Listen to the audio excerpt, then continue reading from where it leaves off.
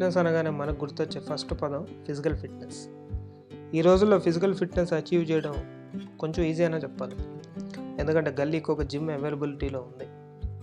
యూట్యూబ్లోను రీల్స్లోను fitness గురించి బోల్డ్ అవగాహన ఉంది. అండ్ ఇండివిజువల్గా ట్రైనర్ను కూడా పెట్టుకోవచ్చు మనం.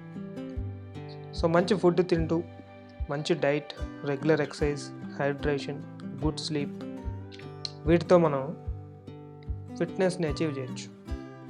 అయితే ఎవరు మాట్లాడిన ఫిట్నెస్ వచ్చేసి మెంటల్ ఫిట్నెస్. మెంటల్ ఫిట్నెస్ని అచీవ్ చేయాలంటే కొన్ని హ్యాబిట్స్ మనకు ఉండాలి. పాజిటివ్ థింకింగ్, గుడ్ స్లీప్, మంచి బుక్ రీడింగ్. ఓకే, ఇవందరూ చెప్పేవే. సో నేను కొంచెం ఈజీగా మనం ఫాలో అయ్యేటట్టు చెప్తాను అనమాట. సో పాజిటివ్ థింకింగ్ అనగానే పెద్ద పెద్ద థాట్ ప్రాసెస్ ఏం చేయనవసరం లేదు. సింపుల్.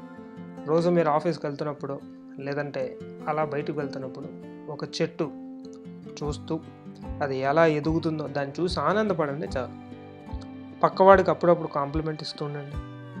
రోజుకి ఒక జోక్ రాసుకోండి మీరు ఓన్గా. మంచి మ్యూజిక్ వింటూ ఈ అవుట్ సైడ్ ఫుడ్ని అవాయిడ్ చేస్తే కొద్ది గొప్ప మనకు లాభం ఉండొచ్చు. వీటితో పాటు సరదాగా ఎప్పుడైనా అలా సాయంత్రం బయటికి వెళ్ళి మంచి ఇయర్ ఫోన్ పెట్టుకొని చిన్నపిల్లలు పార్కులో ఆడుతూ ఉంటారు, వాళ్ళని చూస్తూ ఆనందపడితే చాలు. గాల్లో అలా విమానమో హెలికాప్టర్ ఎగురుతూ ఉంటుంది, అది చూస్తూ అరే ఏరోడైనమిక్స్ గురించి ఆలోచించండి. సో ఒక ఫేమస్ సేయింగ్ ఉంది, the world begins and ends in our mind. జరగక ముందే ఊహించేసుకొని పానిక్ అయిపోయి యాంగ్జైటీ అయిపోయి నేను అవసరమా చెప్పండి. So let life go in its own face.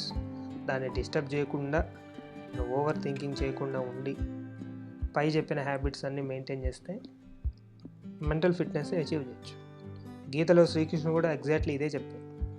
ఎలాంటి వ్యక్తికైనా మనసు లగ్నం చేయడం ఈజీ, అయితే దానికి మెడిటేషన్ రెగ్యులర్గా చేస్తూ ఉండాలి. ఇది వన్ డే ప్రోగ్రామ్ కాదు. So it's a regular process. ఈ పై చెప్పిన హ్యాబిట్స్ అన్ని లూప్లో పెట్టుకొని మనం చేయగలిగితే we can achieve mental fitness.